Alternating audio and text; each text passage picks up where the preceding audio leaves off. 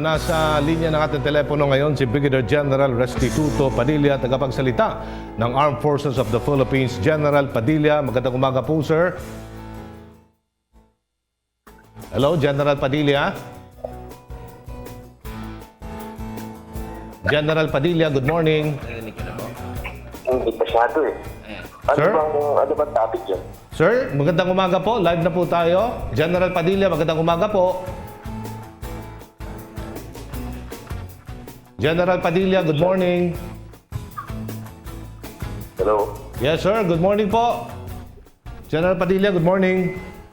Magandang umaga, Aljo. At sa lahat na nanonood, nandiyan po sa studio ngayon. Magandang umaga po sa inyo lahat. Okay, nagbigay na po ng tulong ang Pangulo sa mga naulila ng mga namatay nating sundalo. Nakikiramay po kami at ipinakita po ng Pangulong Duterte kanyang suporta sa Armed Forces of the Philippines. Kamusta po ang moral ng ating mga sundalo ngayong may all-out war pa rin tayo sa mga bandidong Abu Sayyaf, General Padilla? Aljo, I can tell you honestly na walang papantay sa suporta na binibigay sa Pangulo ngayon. At dahil dito, napakataas ng moral ng ating kasundaluhan.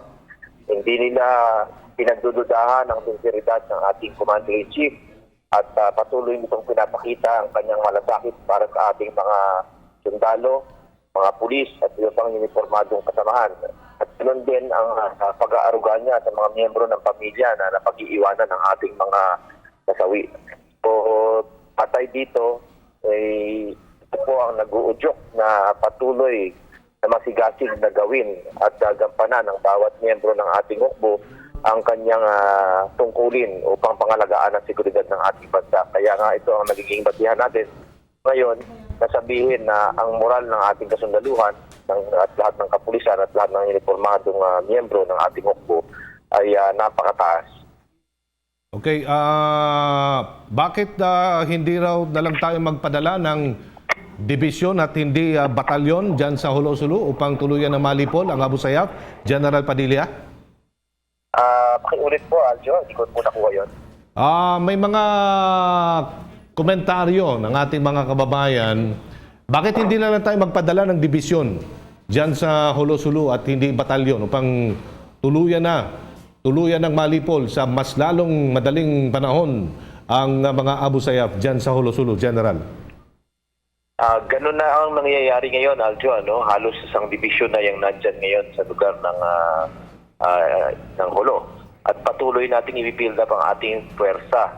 Itong mga nakaraang buwan, hindi natin maaaring gawin yon dahil madami po tayong hinaharap na suliranin at mga security challenges na tawagin natin. Bahagi nito ay ang ating pangangalaga ng seguridad sa mga lugar na kung meron tayo yung mga banta na nanggagaling naman sa hanay po ng NPA. Pero dahil maganda ang naging usapin natin dito para sa isang usapang pangkapayapaan na sana magtungo sa isang tinatawag nating long-lasting and just peace na ginugusto ng ating mahal na Pangulo, nagkaroon ngayon tayo ng pruweba na mag-realign ng forces. Kaya ngayon nagkakaroon po ng karagdagang puwersa ngayon na tumutulong sa ating mga nauna pang puwersa dyan sa isla ng Hulo. Yan po ay nakikita na po natin ngayon, na-anunsyo na rin po ito ng palasyo at makikita niyo po sa mga susunod pang araw at linggo na seryoso po tayo na tapusin talaga itong problema tungkol sa Abu Sayyaf. Saan po tayo nahihirapan sa operasyon laban sa Abu Sayyaf, General? Ang challenges po natin, at saka mga hinaharap na suliranin para sugpuin ng todo-todo itong problema ng Abu Sayyaf ay madaming pinagmumulan. Isa na dyan ay yung malalim na ugat ng pagsuporta ng mga nandyan mismo sa komunidad, sa kanilang mga kaanak, sa kamag-anak at kapamilya na naging bahagi na ng grupong Abu Sayyaf. Ito yung mga serious challenges po na hinaharap natin na pinagtutuunan natin ng pansin na kinukumbinsi natin ang mga komunidad na pinagtataguan at pinagpupugaran ng mga grupong ito na sana hindi po gano'n ang gawin nilang pagsuporta dahil hindi po ito sustainable. Pang sandalian lang po ito.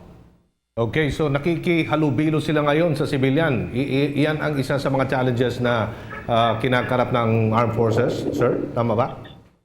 Opo, yan po yung mga challenges na ating kinakaharap. Ang mga armado nilang grupo ngayon ay napalibutan na natin, nako-corner na po natin at patuloy po nating tinutugis at sana mabuksan natin ito. Pero ganun pa man din, may mga ibang miyembro yan na nakahalo sila sa komunidad at sinusuportahan po ng ating mga kababayan na naniniwala dahil madami silang napakukuhang benepisyo. Parang Robin Hood style na po kasi itong mga grupong ito. Sa ransom na kanilang nakukuha, binabahagi nila ito sa mga kababayan natin dyan sa mga komunidad na yan at nang makuha nila o mabili nila ang loyalty ng mga tao dyan. Kapag naiipit daw ang mga bandidong Abu Sayyaf dyan sa Ulu-Sulu, posibleng tumakas sila dyan at pumunta sa Basilan. Selyado na ba ang karagatang nakapaligid dyan sa Ulu-Sulu, General? Totoo yan, Aljon. No? Mariin po nating pinatutupad ang isang naval blockade at pagbabantay sa lahat ng maaaring lusutan ng mga grupong ito nang sa ganon wala po maging spillover ang kaguluhan ito sa ibang lugar. May mga balitang mag-aasik daw ng terorismo ang Abu Sayyaf sa Metro Manila at Cebu at Davao City at ilang mga maunlad na lungsod sa buong Kapuluan, General. Totoo ba yan at anong pag-aandang ginagawa po ng ating mga sundalo? Yan po ay isang posibilidad na hinaharap natin dahil sa ginagawa nating mariing focus na military operation sa isla. At maaring dahil sa kanilang kagipitan, manghimok sila o makiusap sila sa kanilang mga supporters sa ibang lugar na mag-create ng diversionary tactic. Opo. So, nasa planning po natin na ang ganitong mga possible scenarios ay maaaring mangyari. Kaya ngayon po, ang ating mga intelligence agencies ay nasa proactive monitoring at masusi nilang sinusundan lahat ng kaganapan na maaaring magturo kung mga ganitong pagpaplanong ginagawa itong grupong ito. Maganda po ang ating paghahanda dito. May mga reactionary force naman po tayo at pwedeng tumugon kung ano man ang may mangyari tungkol sa mga ganitong klaseng diversionary activities. Opo. Ang isang pakiusap lang po natin sa ating mga kababayan ay tumulong po at maging kabalikat sa pagbibigay ng seguridad sa lahat ng ating mga tinitirhan at saka pinagtatrabahuan. Kaya nga po ang aming panawagan sa lahat ng ating mga kababayan ay maging mapagmasid, maging alerto, maging vigilant sa kanilang kapaligiran at ipag-alam sa ating otoridad kung may mga nakikita silang suspiciosong personalities at mga unattended items na maaaring iniiwan lang sa isang tabi na matugunan natin ito at ma-actionan natin agad. Nang sa ganon, hindi po tayo maapektuhan ng anumang klaseng banta na ginagawa nila. So, hindi dapat ipangamba ng ating mga kababayan bagkos ay makipagtulungan sa ating mga otoridad upang labanan ang terorismo. Ang ibig niyong sabihin, General? Tama yan, Aljo. At ang layunin kasi ng terorismo ay sirain ang ating normal way of life. Kaya kung papayagan natin ito, ay magtatagumpay sila. Kaya ang ating pakiusap at panawagan sa ating mga kababayan ay tuloy-tuloy lang gawin ang ating mga normal activities.